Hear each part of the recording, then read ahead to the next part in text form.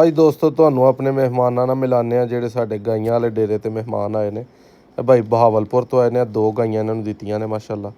25 ਤੋਂ 30 ਲੀਟਰ ਦੀ ਐਵਰੇਜ ਕਰਨ ਵਾਲੀ ਇੱਕ ਗਾਂ ਹੈ। ਬਹੁਤ ਹੀ ਕਮਾਲ ਦੀਆਂ ਕਰਾਸ ਦੇ ਜਾਨਵਰ ਨੇ। ਬਿਲਕੁਲ ਗਰਮੀ ਸਰਦੀ ਦਾ ਇਹਨਾਂ ਦਾ ਕੋਈ ਭਾਰ ਨਹੀਂ। ਤੇ ਜਾਨਵਰ ਤੇ ਉਂਝ ਵੀ ਵਿਕਦੇ ਰਹਿੰਦੇ ਨੇ, ਲੇਕਿਨ ਜਦੋਂ ਭਰਾ ਬਹਾਵਲਪੁਰੋਂ ਮੁਹੱਬਤ ਕਰਕੇ ਆਉਣ, ਮੌਲਵੀ ਸਾਹਿਬ ਆਏ ਨੇ, ਇਹਨਾਂ ਦਾ ਪਿਆਰ ਹੈ ਸਾਡੇ ਦੇ ਨਾਲ, ਐਡੀ ਦੂਰੋਂ ਚਾਹ ਨਾਲ ਆਏ ਨੇ। ਨਾਲ ਇਹ 2 ਭਾਈ ਆਏ ਨੇ ਗੁਜਰਾਂਵਾਲਾ ਤੋਂ। ਇਹਨਾਂ ਨੂੰ ਵੀ ਇੱਕ ਪਹਿਲਣ ਵੱਛੀ ਦਿੱਤੀ ਹੈ। ਪਹਿਲਣ ਵੱਛੀ ਦਾ ਨਾਲ ਤੁਹਾਨੂੰ ਅੱਗੇ ਸ਼ੌਕ ਕਰਵਾਉਂਦੇ ਆ। ਤਾਜ਼ੀ ਸੂਈ ਹੈ, 17-18 ਕਿਲੋ ਇਸ ਵੱਛੀ ਦੇ ਕੋਲ ਦੁੱਧ ਦੇ ਨਾਲ ਵੀ ਇਹਦੇ ਵੱਛੀ ਹੈ। ਇਹ ਲੋਡ ਕਰਵਾ ਕੇ ਮਾਸ਼ਾਅੱਲਾ ਉਹਨਾਂ ਨੂੰ ਅੱਜ ਭੇਜ ਦਿੱਤੀ ਹੈ।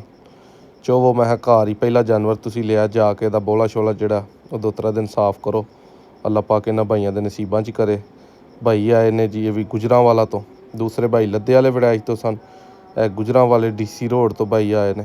ਇਹਨਾਂ ਦੀਆਂ ਮੁਹੱਬਤਾਂ ਦਾ ਸ਼ੁਕਰੀਆ। ਇਹਨਾਂ ਨੂੰ ਵੀ ਗਾਇ ਚਾਹੀਦੀ ਸੀ। ਅੱਲਾ ਪਾਕ ਉਹਨਾਂ ਭਾਈਆਂ ਨੂੰ ਖੁਸ਼ ਰੱਖੇ ਜਿਹੜੇ ਟਾਈਮ ਕੱਢ ਕੇ ਸਾਡੇ ਕੋਲ ਆਉਂਦੇ ਨੇ। ਜਿਹੜੇ ਵੀ ਭਾਈ ਆਉਂਦੇ ਨੇ ਕੁਛ